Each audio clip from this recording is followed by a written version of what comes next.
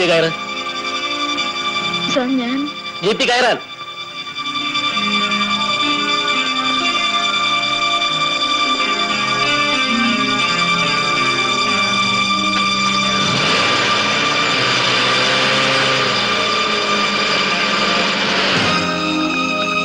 Sir വിളിക്കുന്നു.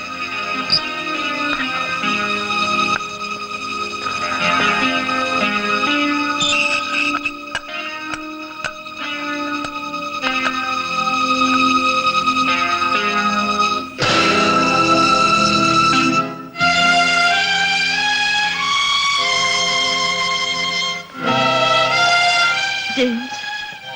No, circle inspector James George.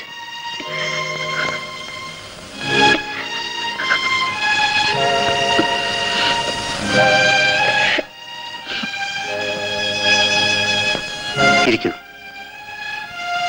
Please ഇടാം. എല്ലാം അത്ഭുതമായി തോന്നല്ലേ? ഈ വേഷവും ഭാവവും സരിതയാണ് എനിക്ക് സമ്മാനിച്ചത്. അന്ന് കോളേജിൽ നടന്ന ആ സംഭവങ്ങളാണ് എന്നെ ഈ കസേരയിലിരുത്താൻ ഇടയാക്കിയത്. ഒരിക്കൽ കൂടി നിങ്ങൾ എന്റെ മാനം രക്ഷിച്ചു. ഈ ജന്മം ഞാനിത് മറക്കില്ല. മറക്കാനാവാത്ത എത്രയോ മുഹൂർത്തങ്ങൾ സരിതയുടെ ജീവിതത്തിൽ കടന്നുപോയിട്ടുണ്ട്.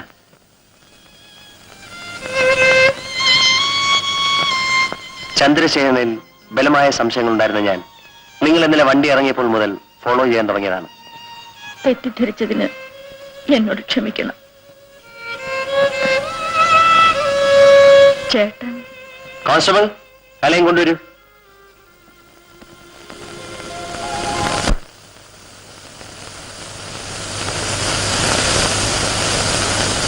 ഇദ്ദേഹമാണ് സബ് ഇൻസ്പെക്ടർ മിസ്റ്റർ കൃഷ്ണൻകുട്ടി. ഞാൻ വിളിച്ചു പറഞ്ഞിട്ടാണ് കൃഷ്ണൻകുട്ടി സരിത ഇവിടെ കൊണ്ടുവന്നത്.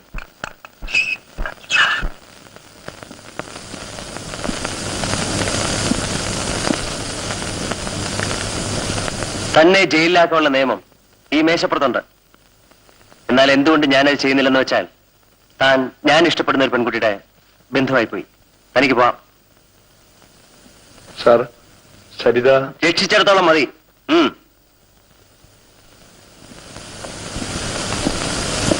സരിതയ്ക്ക് ഇന്ന് ബാങ്കിൽ ജോയിൻ ചെയ്യണമായിരുന്നല്ലേ? Sithara bank manager mister Vinod എന്റെ ഫ്രണ്ടാണ്.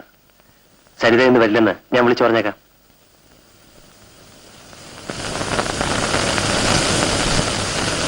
എന്റെ വീട് ഇവിടെ അടുത്താണ്. വിരോധമില്ലെങ്കിൽ അങ്ങോട്ട് പോവാം.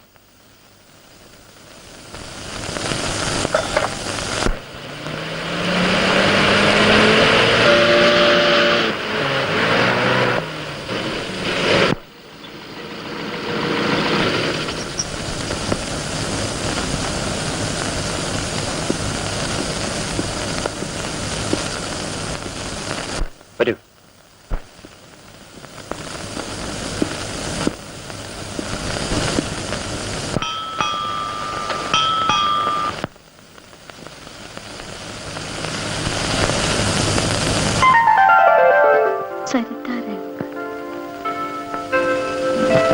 അതെ, സരിതയുടെ മായാത്ത ഓർമ്മയ്ക്ക് വേണ്ടി. No, James. സരിത അങ്ങനെ വിളിക്കുന്ന എനിക്കിഷ്ടം.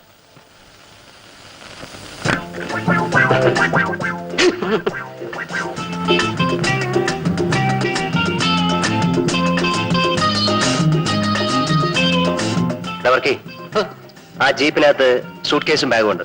വരൂ.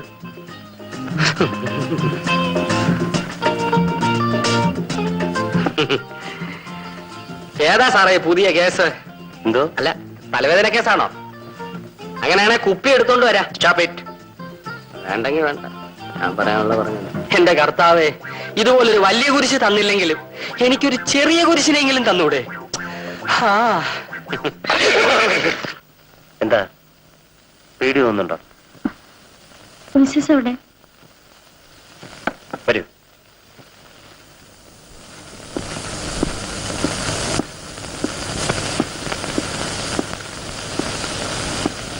ഇതാണ് ബെഡ്റൂം. ഞാൻ മിസ്സസിനെ പറ്റിയാ ചോദിച്ചത്. ഇതാണ് ബാത്റൂം. സരിത കുളിച്ച് ഫ്രഷായി വരും.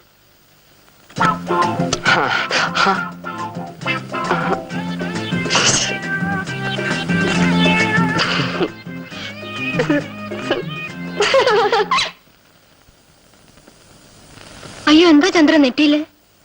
സാരമില്ലമ്മേ, ട്രെയിനിൽ നിന്നൊന്ന് ഉറങ്ങിപ്പോയി, തല സൈഡിലൊന്ന് ഇടിച്ചു. ആ കൊള്ളാം. എന്തൊക്കെ ഉറങ്ങിയത്?